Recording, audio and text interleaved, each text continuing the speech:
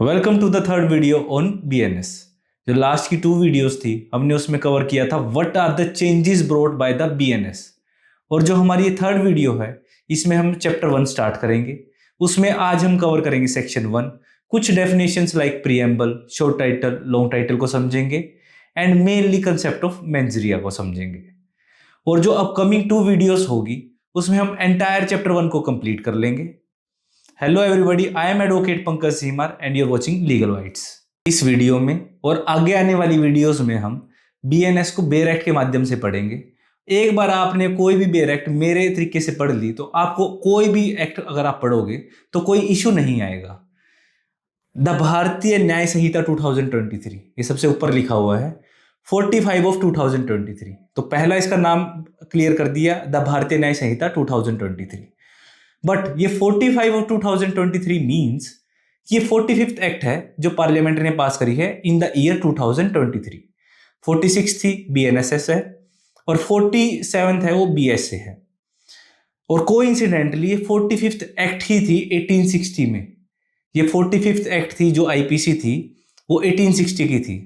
अब अगर आपने कभी प्रैक्टिस की होगी या आप जुडिशियल ऑफिसर हो तो कई बार जैसे एनडीपीएस के कोई केस आए या एक्साइज के आ गए तो उसमें क्या लिखा होता है, फॉर एग्जांपल 21, 61 एंड 85, कुछ ऐसा लिखा होता है 21, 61, 85। तो इट मीन्स सेक्शन 21 है और 61st एक्ट है एंड 1985 की एक्ट है। तो 61st ऑफ 1985 एनडीपीएस एक्ट है। जो 1985 में जो 61st एक्ट पास हुई थी पार्लियामेंट द्वारा तो वो क्या थी, एनडीपीएस एक्ट थी, और उसके आगे सेक्शन लिख दिया तो 21st सेक्शन की बात कर रहे हैं हम। ऐसे ही अगर आईपीसी का हमें बनाना पड़ जाए, बीएनएस का हमें बनाना पड़ जाए, फॉर एग्जांपल 102 सेक्शन बनाना पड़े तो इसमें हम क्या करेंगे 102 और 45 ऑफ 2023। तो ये 102 सेक्शन ऑफ बीएनएस की बात कर रहे हैं हम। ऐसे एन एक्ट टू कंसोलिडेट, अब बीएनएस को पढ़ रहे हैं हम। सबसे पहला जो कहते हैं लॉन्ग टाइटल के बारे में बात कर रहे हैं, एन एक्ट टू कंसोलिडेट। जहां पे भी वर्ड आ जाए an act to consolidate, it means ये क्या बात कर रहा है, लॉन्ग टाइटल की बात कर रहा है। हमने जो पिछली वीडियोस में समझा था कि जो प्रीएम्बल था उसको रिप्लेस करके लॉन्ग टाइटल आ चुका है। तो अब लॉन्ग टाइटल क्या है, मेनली क्या करता है, एक्ट का पर्पस बताता है, ये फॉर्मल तरीके से बताता है। An act to consolidate and amend the provisions relating to offences. ये एक्ट क्या कंसोलिडेट कर रही है। कंसोलिडेट मींस कि कोई चीजें स्कैटर्ड थी, कोई इधर थी कोई उधर थी, उसको क्या कर दिया एक जगह पे इकट्ठा कर दिया। एंड अमेंड द प्रोविजंस, और ये अमेंडमेंट कर रही है प्रोविजंस में, चेंज ला रही है उन प्रोविजंस में, किन से, relating to the offence, offences से रिलेटेड जो भी प्रोविजंस इधर उधर स्कैटर्ड थी उसको कंसोलिडेट कर दिया, एक जगह पे ले आए एंड उनमें अमेंडमेंट ले आए। And for matters connected therewith और इंसिडेंटल देयर टू, जो मैटर कहते हैं कनेक्टेड है ऑफेंसेस से, वो है जनरल डिफेंसेस हमारा वाला सेक्शंस और डेफिनेशंस, ये सारे कनेक्टेड है ऑफेंस से रिलेटेड। तो उनसे रिलेटेड भी ये एक्ट आई है। तो क्या करा कि एक जनरल पर्पस बता दिया एक्ट का, ये लॉन्ग टाइटल बताता है। प्रीएम्बल है, अगर हम आईपीसी का प्रीएम्बल पढ़े वो क्या है, whereas it is expedient to provide a general penal code for IPC India, whereas it is expedient to provide a general penal code for India. अब ये क्या कर रहा है, स्कोप बता रहा है, इंटेंट बता रहा है लेजिस्लेचर की क्या थी इस एक्ट को लाने से पहले। तो प्रीएम्बल क्या कर रहा है, मेनली इंटेंट बता रहा है लेजिस्लेचर की। तो वहां पे क्या इंटेंट थी कि एक जनरल पीनल कोड लाना था इंडिया के लिए, तो आईपीसी क्रिएट किया। अब क्या है, इंडियन कॉन्स्टिट्यूशन, उसमें भी प्रीएम्बल है। तो प्रीएम्बल क्या बता रहा है कि we the people of India. तो ये सारी चीजें क्या बता रहा है कि इंटेंट क्या है इसकी, जो हम कौन सा किस तरीके से एक लॉ बनाएंगे, कॉन्स्टिट्यूशन किस तरीके से हमने बनाई है, तो सारा क्या कर रहा, प्रीएम्बल में बना दिया। That's why it is considered as part of law या पार्ट ऑफ एक्ट। क्यों, अभी इन केस कोई भी कंफ्यूजन आई कभी जुडिशरी को, तो क्या करती है, प्रीएम्बल से भी उस एक्ट को इंटरप्रेट कर सकती है। बट अब जो भी नई एक्ट आ रही है वो कहते हैं प्रीएम्बल को रिप्लेस करती जा रही है और लॉन्ग टाइटल को लेके आ रही है, because it is more formal. तो अब कोई भी जहां पे भी an act to consolidate word start हो गया तो इट मीन्स हम किसकी बात कर रहे हैं, यहाँ पे लॉन्ग टाइटल की बात कर रहे हैं। तो चैप्टर 1 प्रिलिमिनरी, इसमें सेक्शन 1 को हम पढ़ें, show title, commencement and application. This act में बी कॉल्ड द भारतीय न्याय संहिता 2023। तो ये जो सबसेक्शन 1 है सेक्शन 1 का, तो ये क्या कह रहा है, दिस एक्ट में बी कॉल्ड द भारतीय न्याय संहिता 2023। ये शो टाइटल बता रहा है। शो टाइटल मीन्स कि उसको हम क्या बोलेंगे, उसका नाम क्या है इस एक्ट का, और इसको हम क्या कह सकते हैं। तो शो टाइटल क्या है उसके बारे में बताता है, इसके नाम के बारे में बताता है।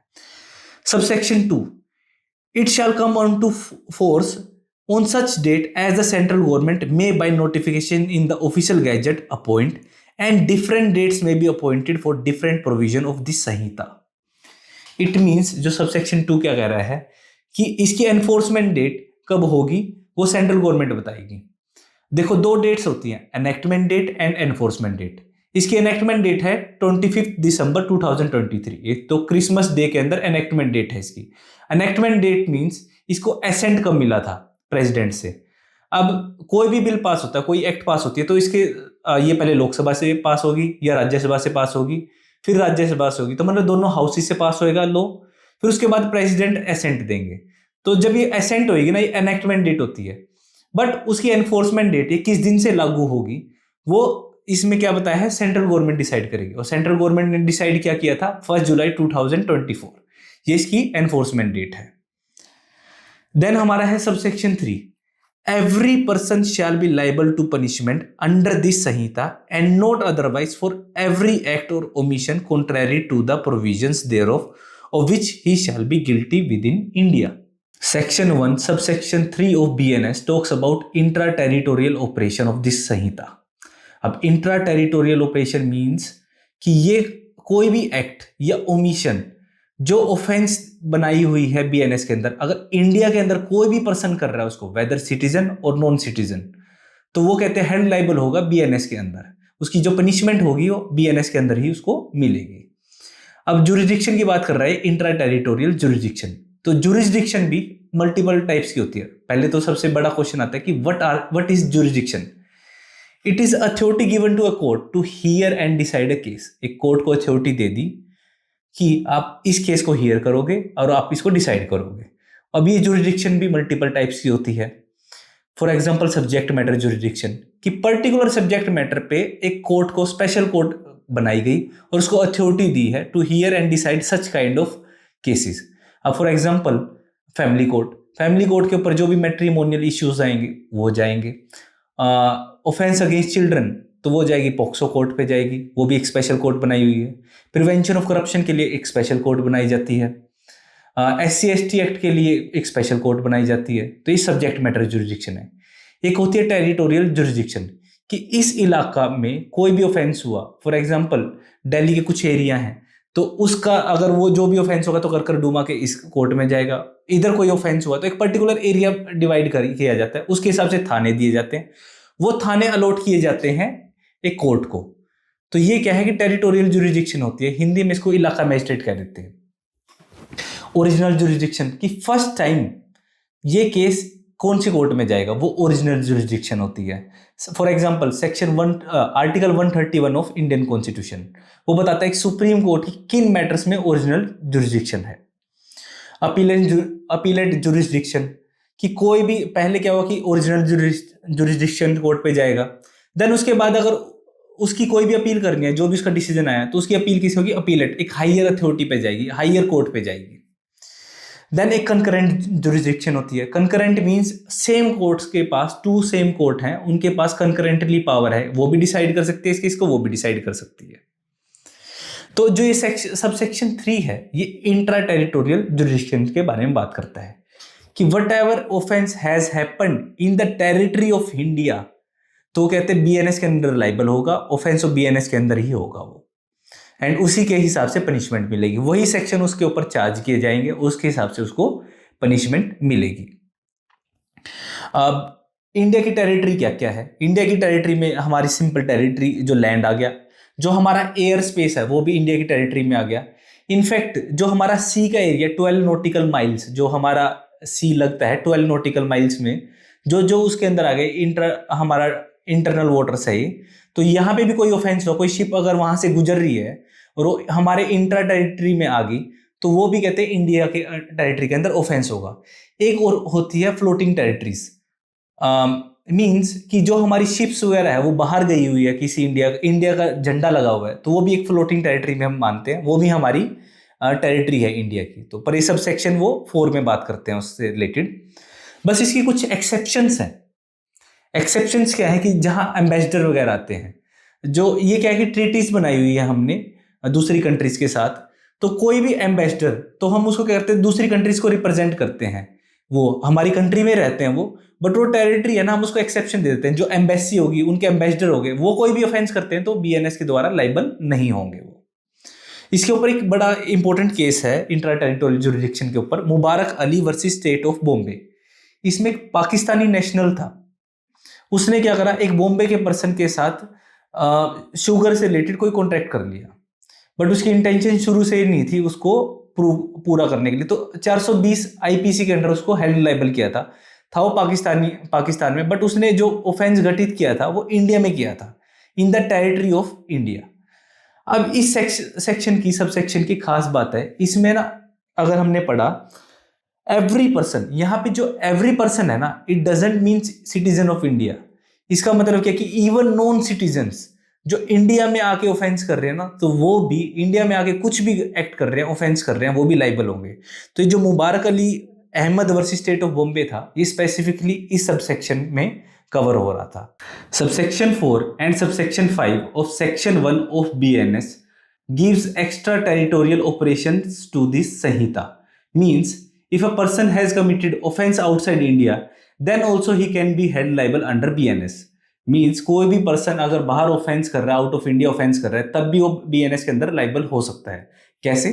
सबसेक्शन 4 एनी पर्सन लाइबल, यहां पे वर्ड यूज किया हुआ है any person, means any person can be citizen or non citizen, liable by any law for the time being in force in India, means कि वो that any person should be subject to the Indian law to be tried for an offense committed beyond India, और that person subject to Indian law, उसने कोई भी offense India से बाहर किया है, then also he will be dealt with according to the provision of this Sanhita for an act committed beyond India in the same manner as if he had committed within India.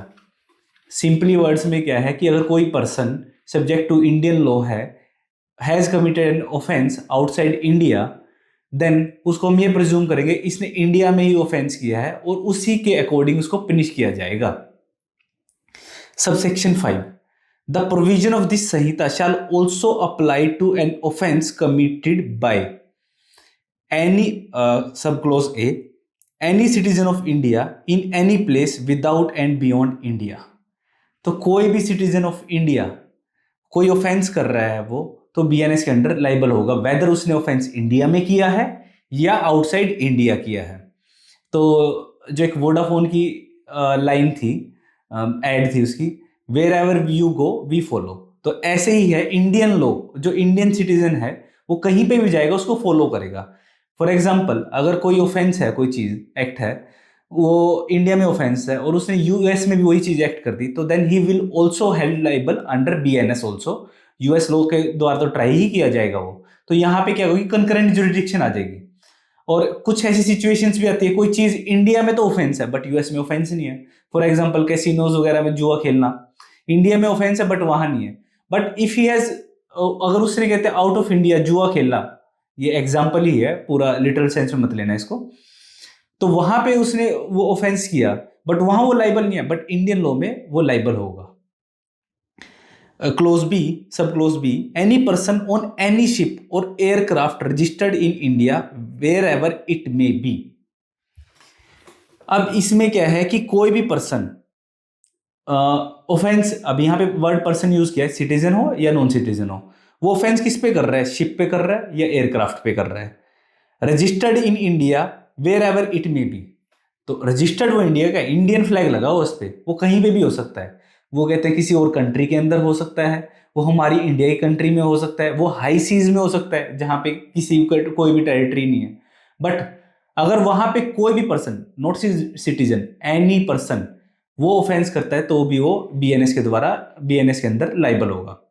This registered aircraft, जिस पे flag लगा होता है India का, and registered aircraft और ये ship, these are called floating island और floating territories. ये इंडिया ही माना जाएगा कि ये क्या कर रही है, फ्लोट कर रही है हमारी territory.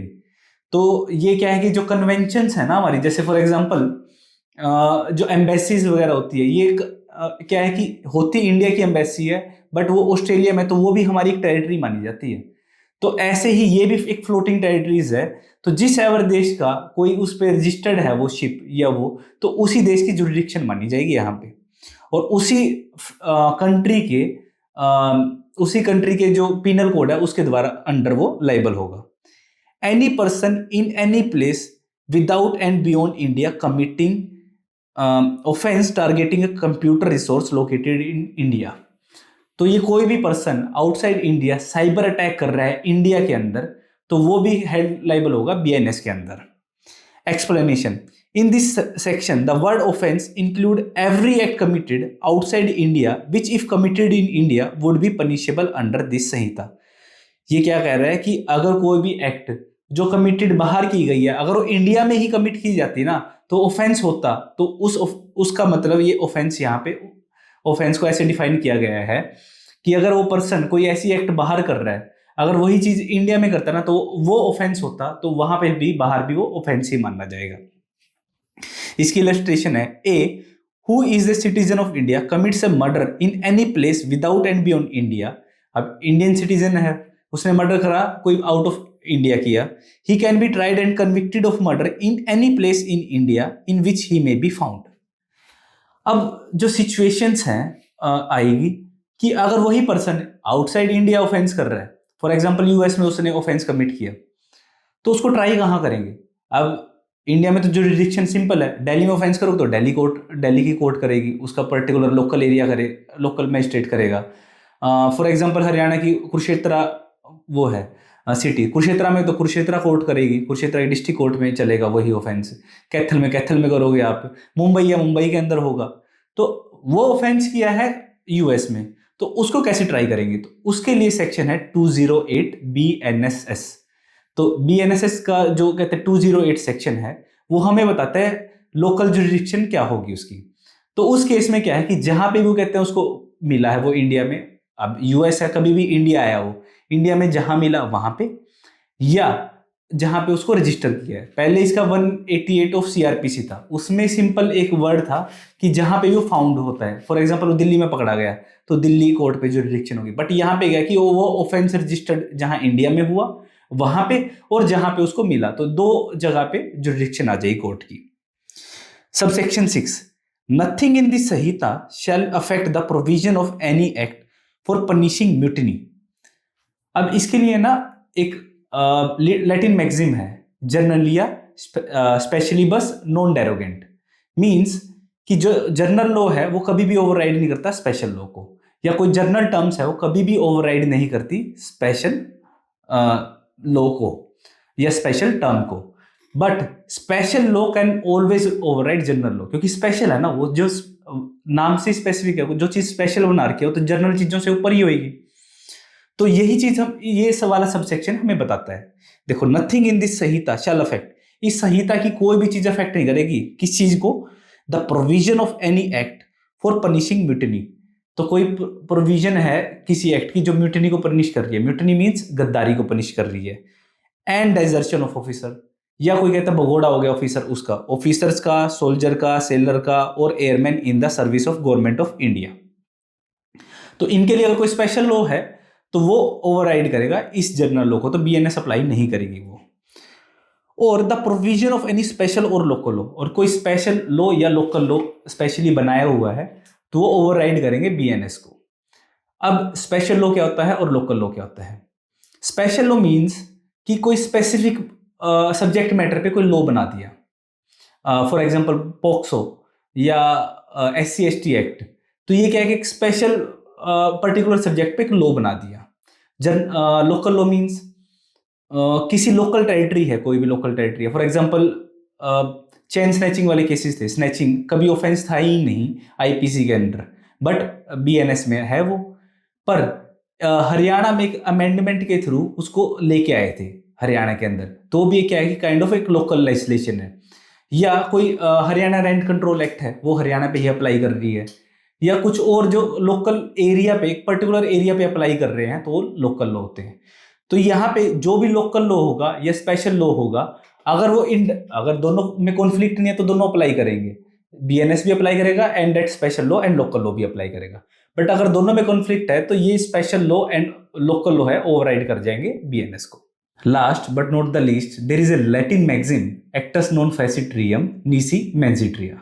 It means a person cannot be held guilty for his act unless there is a guilty mind. तो there must be guilty act plus guilty mind, तभी उस पर्सन को हम लाइबल करेंगे। जो इस लैटिन मैक्सिम की ओरिजिन है, ये रोमन लॉ से आई है मेनली, बट इसको लेटर अडॉप्ट कर लिया इंग्लिश कॉमन लॉ के अंदर, और वहां से हमने क्या करा, इसको आईपीसी में, आईपीसी अभी बीएनएस में। तो ये जो मॉडर्न कंसेप्ट है किसी भी पीनल कोड का, तो इसीलिए लैटिन मैगजीन से ओरिजिन करता है कि कोई भी पर्सन को हम गिल्टी लाइबल नहीं करेंगे, हेल्ड गिल्टी नहीं करेंगे unless there is a guilty mind. तो गिल्टी एक्ट भी होनी चाहिए और गिल्टी माइंड भी होना चाहिए। अगर फॉर एग्जांपल एक पर्सन की गिल्टी एक्ट है बट उसका गिल्टी माइंड था ही नहीं, फॉर एग्जांपल गलती से होगी, तब उसको पनिश नहीं करेंगे। अगर किसी पर्सन का गिल्टी माइंड है, फॉर एग्जांपल कि मैं ना एक्स को मार दूं, जान से मार दो उसको, बट क्या है यहाँ पे मेरा गिल्टी माइंड है, कोई एक्टर सीरियस ही नहीं है, कोई एक्ट ही नहीं की।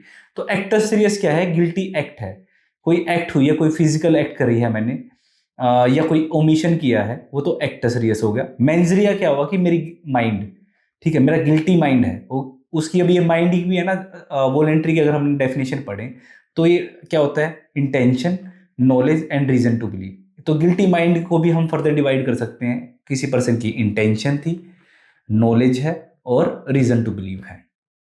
तो अगर ये दोनों चीज है ना, तभी आप किसी पर्सन को लाइबल कर सकते हो।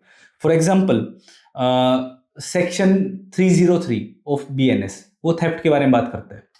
तो थेफ्ट में क्या क्या चीज हो, इंग्रेडिएंट क्या है थेफ्ट के, कि किसी पर्सन की हमने प्रॉपर्टी ली, और इंटेंशन क्या थी हमारी, एक्टस रेस क्या था, किसी पर्सन की प्रॉपर्टी ले ली।